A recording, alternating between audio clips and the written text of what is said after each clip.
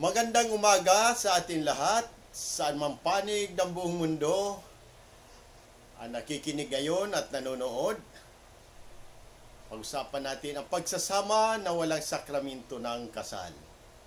At makita dito sa Bible verse na 1 Corinto chapter 6 verse 18 to 20. Kaya't layuan ninyo ang pakikiapid. Ang ibang kasalanan na nagagawa ng tao ay wala sa katawan. Ngunit ang gumagawa ng pakikiapid ay nagkakasala laban sa kanyang sariling katawan. Hindi ba ninyo nalalaman na ang iyong katawan ay templo ng Espiritu Santo na nasa inyo, na tinanggap ninyo mula sa Diyos? Hindi ninyo pag-aari ang iyong mga sarili, sapagkat kayo'y binili sa isang halaga. Kaya't luwalhatiin ninyo ang Diyos sa iyong katawan.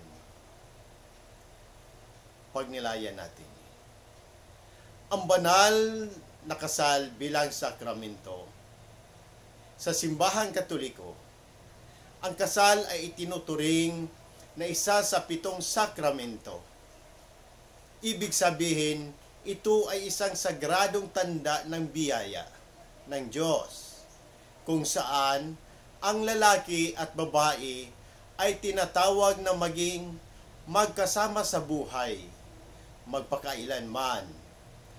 Ang pakikipagtalik sa loob ng sakramento ng kasal ay isang banal na kilos na nagpapakita ng pag-ibig at pag-aalay ng sarili sa isa't isa sa sinusuportahan ng biyaya ng Diyos. Pangalawa, ang kasalanan ng pakikiapid. Ang pakipagtalik na walang sakramento ng kasal ay itinuturing na pakikiapid o fornication.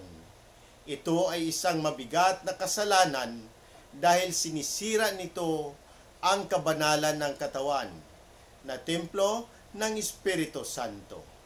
Ang katawan ng tao ay itinuturing na sagrado at dapat igalang, at ang pakikipagtalik ay dapat maganap lamang sa loob ng isang kasal na pinagtibay ng Diyos. Pangatlo, ang parusa. Ang pakikiapid ay isang mortal na kasalanan sa pananampalatayang Katoliko. Ang mortal na kasalanan ay nagdudulot ng pagkakahiwalay sa biyaya ng Diyos. Ang isang tao na nagkasala ng pakikiapid ay hindi nagsisi, ay nanganib na mapahamak ang kanyang kaluluwa. Upang mapatawad, kailangan niyang magsisi ng taos-puso at humingi ng kapatawaran sa pamamagitan ng sakramento ng kumpisal. Ang panawagan sa pagbabalik loob. Ang simbahang Katoliko ay nanawagan sa lahat na nagkakasala ng pakikiapid na magsisi at bumalik sa Diyos. Ang Diyos ay laging handang magpatawad at muling yakapin ang sinuman nagsisisi at nananampalataya sa kanyang walang hanggang awa.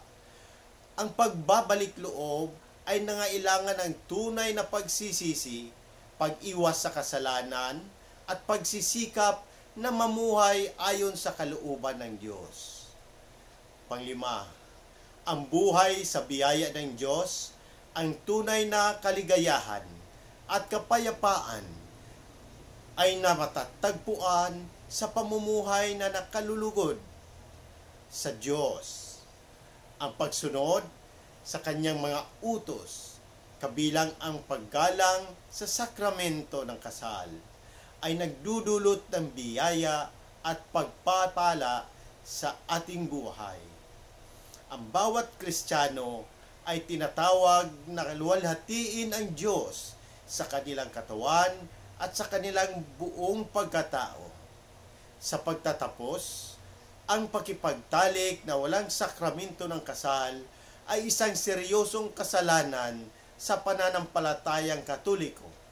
Subalit, ang biyaya ng Diyos ay laging nandyan upang magbigay ng kapatawaran at bagong simula sa sinuman magsisisi at babalik sa Kanya na may pananampalataya at pag-ibig.